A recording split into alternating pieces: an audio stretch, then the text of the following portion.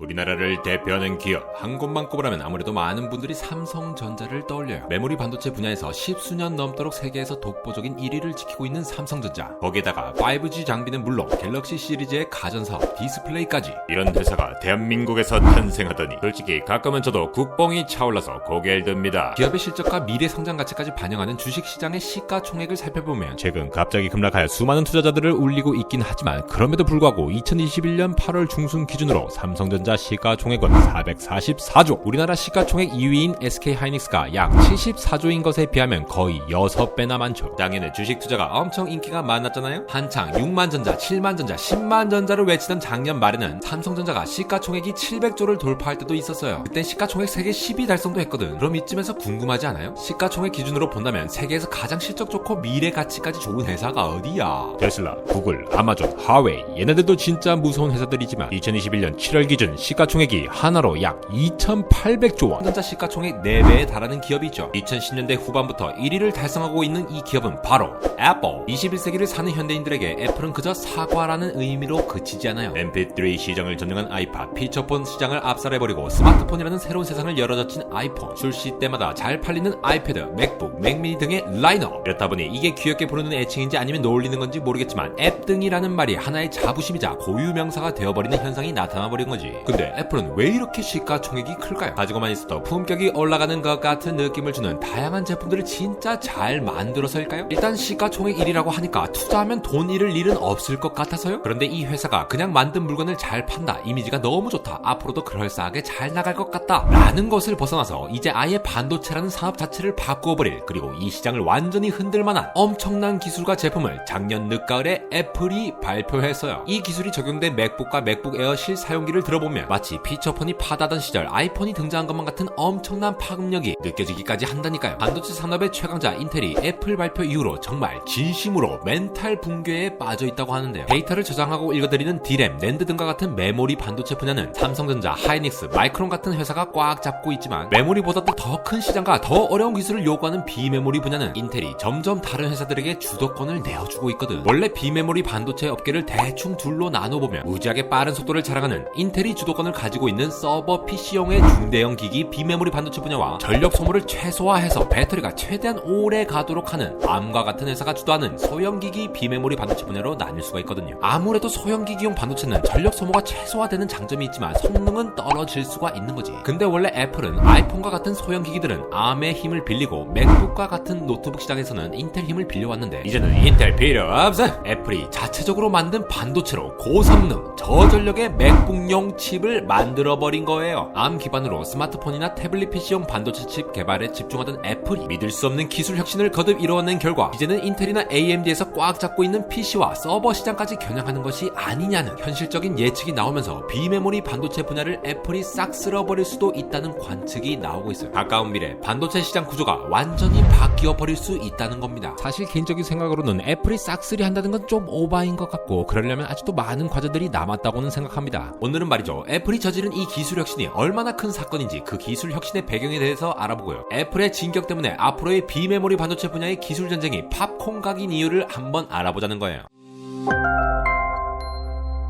우리나라 시간 기준으로 2020년 11월 11일 애플에서 전 세계에 작심하고 새로 만든 진짜 외계인을 고문시켜 만들었을 것 같은 반도체 칩을 발표해요. 애플 역사상 가장 강력한 오직 맥을 위해 설계한 칩 M1. 원래 다들 신기술 내면 좋다고 자랑하고 그러는 거잖아요. 이걸 이해하려면 여전히 전 세계 반도체 1위를 수성하고 있지만 애플의 발표로 멘탈이 장외 홈런볼로 날아가 버린 인텔 이야기를 안 할 수 없어요. 인텔이 반도체 최강자가 된 건 꽤 오래전의 일이죠. 앞서 말했듯이 반도체 분야는 크게 메모리와 비메모리 두 가지로 나뉘는데 인텔은 둘 다 짱짱 잘하는 전통적인 반도체 최고 기업이었죠. 개인용 컴퓨터인 PC나 노트북의 가장 핵심 부품이라고 할 수 있는 CPU를 인텔이 거의 수십 년 동안 점령해왔거든요. 우리 몸에는 팔, 다리, 손가락, 발가락, 관략근 등 굉장히 다양한 신체 부위들이 있죠. 이걸 뇌가 명령을 내려야 접든 펴든 누르든 쪼든 할 거잖아요. 마찬가지로 CPU는 컴퓨터의 두뇌라고 보면 되는데 컴퓨터에는 키보드, 마우스, 모니터 같은 바깥에 연결된 장치부터 본체를 뜯어보면 통신 모뎀, 그래픽카드, 메모리 등 수많은 부품들이 있죠. 얘네들이 각자 알아서 혼자 행동하는 게 아니죠. 거죠. 우리 몸의 두뇌가 명령을 내려 팔다리 관략근이 움직이듯이 CPU가 명령을 내리고 정보를 주고받으면서 키보드로 친 글자들이 화면에 나타나고 지금 보시는 안델공학 영상을 통신 모뎀으로 받아서 메모리에 실었다가 화면으로 보여주기도 하죠. 이렇게 부품 간에 서로 대화를 하게끔 하고 명령을 내려야 하는 사령관 같은 녀석이 CPU인 거죠. 인텔이 수십 년 동안 CPU 강자로 그리고 이를 통해 반도체의 최강자로 군림할 수 있었던 것은 CPU를 똑똑하고 빠르게 처리할 수 있도록 꾸준히 개발에 성공해왔기 때문이에요. 한편 컴퓨터 본체 한 대에 들어갈 만한 것들이 이제는 휴대폰과 같이 작은 기기에도 컴퓨터 본체가 하는 모든 걸 한꺼번에 다 넣어야 하는 시대인데 이렇게 한 칩에 CPU, GPU, NPU, 메모리 등의 요소들을 모두 넣어 하나의 시스템을 갖춘 칩을 시스템 온 칩 SoC라고 부르는데요. 애플은 이렇게 SoC에 포함된 CPU를 제품에 따라 인텔 거를 쓰기도 하고 소형기기용으로 ARM 기반으로 애플이 자체 설계하기도 하죠. 그런데 이번에 발표한 애플의 M1 칩은 기존 인텔 CPU로만 커버가 되었던 맥북용 제품을 ARM 기반으로 자체 설계에 성공해버린 거죠. 그럼 우리 애플은 언제부터 CPU를 이렇게 잘 만들기 시작했나? 사실 애플도 일찍부터 CPU를 개발해서 기존 애플의 맥킨토시 제품에 넣긴 했어요. 그게 벌써 20세기의 일이에요. 그때만 하더라도 인텔의 아성은 거의 인피니티 스톤을 다 모은 타노스 같은 존재였죠. 타노스를 잡으려고 아이언맨, 토르, 캡틴 아메리카, 가오갤 등의 슈퍼 히어로들이 총출동했듯이 당시 반도체 분야에서는 시장을 압살하고 있었던 인텔을 견제하기 위해 IBM, 모토로라, 애플의 힘을 합쳐서 파워PC라는 걸 만들었어요. 실제로 이렇게 만든 칩을 애플의 제품에 넣어 팔기도 했거든요. 근데 스티브 잡스가 2006년 애플 출시 발표 때 반도체 판때기 하나를 갖고 나오면서 이렇게 이야기합니다. 이제 파워PC 안 쓸 거야! 인텔의 X86 CPU로 갈아탈 거란 겁니다. 사실 애플은 전통적으로 맥OS를 비롯한 참신하고 다양한 프로그램을 생산해내는 소프트웨어 강자이기도 했지만 스티브 잡스는 항상 하드웨어와 소프트웨어를 모두 다 잡아서 그 누구도 따라잡을 수 없는 애플 제국을 완성시키려 했거든요. 저 때만 하더라도 잡스 형의 고집을 비난하는 사람들이 많았어요. 그러니까 잘하는 소프트웨어 분야로의 선택과 집중이 필요한데 하드웨어까지 건드리다가 OS 시장의 주도권을 마이크로소프트의 윈도우 OS에게 뺏긴 거란 이야기입니다. 그런데 그런 고집 더럽게 센 잡스 형이 파워PC를 안 쓰고 인텔의 X86으로 갈아탄 건 굉장히 상징적인 사건이에요. 인텔이 옛날부터 지금까지 만든 X86 같은 CPU 설계 방식을 CISC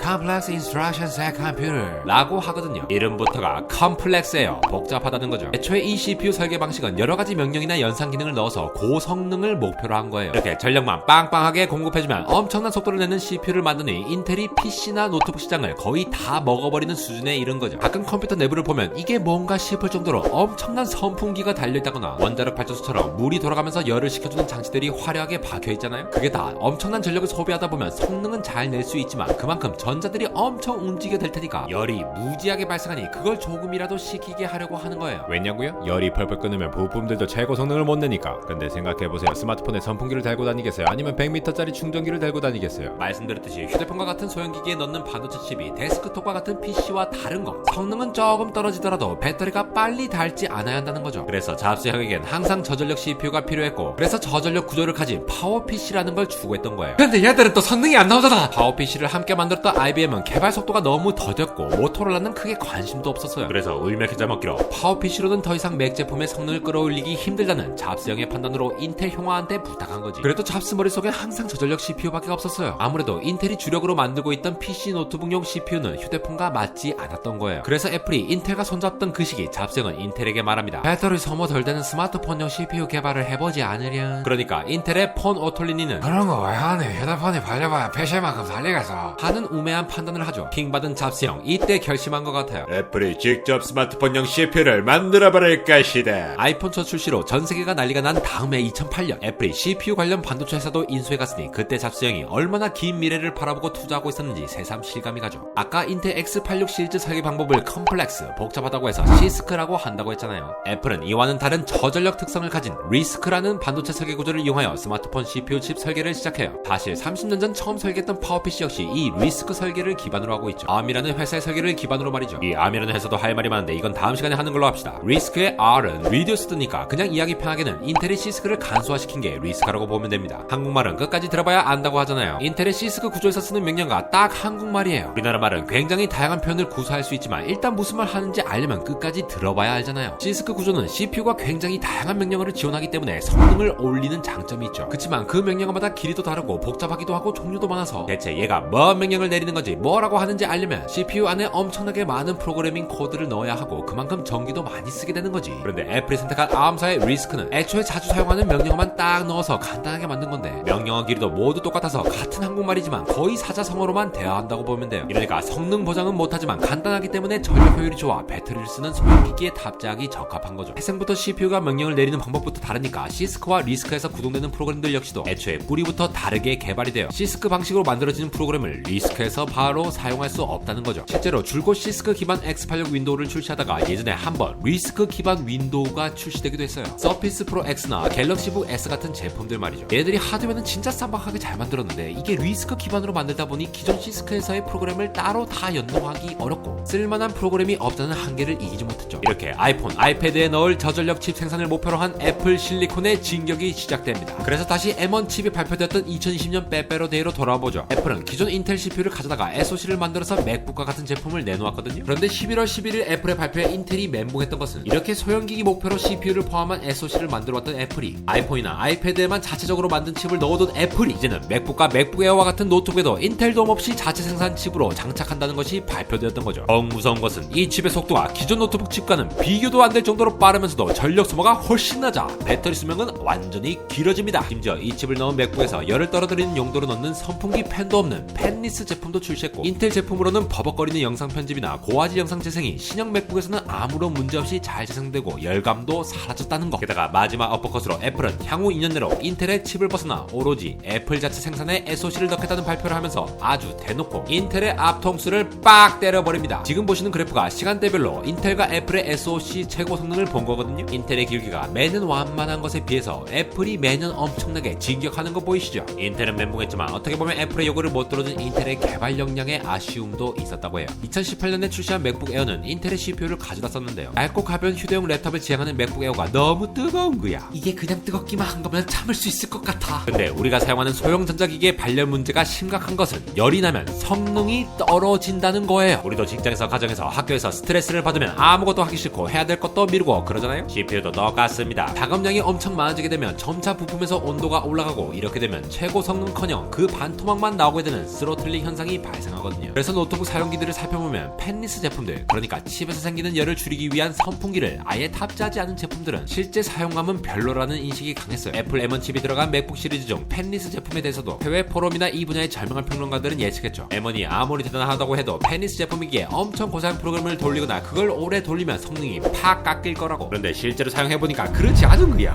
열감도 별로 없고 성능 저하도 없어. 게다가 아까 리스크 설계와 시스크 설계 등 근본이 서로 다른 프로그램을 실행하기 때문에 호환이 안 된다고 했잖아요. 그래서 보통 이를 연계해주는 에뮬레이터를 써야 기존 프로그램들도 구동은 가능하겠죠. 쉽게 말해서 재택근무 같은 걸 떠올리시면 됩니다. 근데 이렇게 중간 단계의 프로그램을 거치면 원래 컴퓨터 속도보다 현저하게 느려지겠죠. 근데 M1 칩을 사용하는 맥북은 에뮬레이터를 사용해도 느리지도 않아. 실제로 제품 사용기 영상들을 보면 에뮬레이터를 이용해서 어도비 영상 편집 프로그램인 프리미어를 3시간 동안 작업했는데도 열감이 별로 없습니다. 인텔 CPU를 넣은 제품은 고사양 프로그램을 돌리면 후행 하는 팬 소리가 나서 조용한 곳에서는 눈치가 보이는데 애플의 팬리스 제품은 팬이 없으니 조용할 수밖에 없고 팬이 있는 라인업도 아주 엘레강스하게 조용히 돌아. 이게 무슨 미친 기술이냐? Unbelievable! 그리고 곧 M1보다도 훨씬 더 빠른 M1X나 M2 같은 칩들이 나온다고 하니 인텔이 멘붕하지 않을 수가 없죠. 오늘은 애플이 만들어낸 괴물칩 M1 출시와 관련해서 애플이 지난 20년 동안 어떤 진격을 해왔는지 그리고 왜 인텔이 멘붕하고 있는지를 중심으로 알아보았는데요. M1 칩에 대해서는 할 이야기가 너무 많으니 다음 시간에는 애플이 어떻게 저전력과 성능을 동시에 잡을 수 있었는지를 자세히 살펴보도록 하죠. 반도체 천하통일을 한 타노스 인텔은 인피니티 스톤을 하나씩 내어주듯이 메모리 반도체는 일본에 내어주고 그 일본은 한국에 내어주고 비메모리 반도체 중 저전력 분야는 아멕에 내어줬는데 이제 그나마 남은 인피니티 건틀렛까지 위협을 받고 있는 상황이에요. 오늘 인텔이 멘붕했다고 해서 다소 약체인 것처럼 설명했지만 그래도 인텔은 여전히 서버 PC용 컴퓨터 CPU의 최강자입니다. 원래 싸움 구경이 제일 흥미롭다고 하죠. 그럼에도 불구하고 애플 그리고 애플 실리콘은 반도체 역사상 기록적인 이벤트로 기억될 겁니다. 앞으로 반도체 시장의 주도권을 과연 인텔이 내어주게 될 것인지 아니면 인텔이 예전의 타노스의 무서움을 되찾아 절반을 날려버릴 것인지 아니면 엔비디아나 삼성전자가 치고 올라올지 그렇지 않다면 생각지도 못한 농심 오뚜기에서 반도체 시장에 뛰어들게 될지 한치 앞도 모르는 총성 없는 기술 전쟁에 너무너무 흥분하여 목소리 톤이 높아지고 있는 안들고와 엘리였습니다.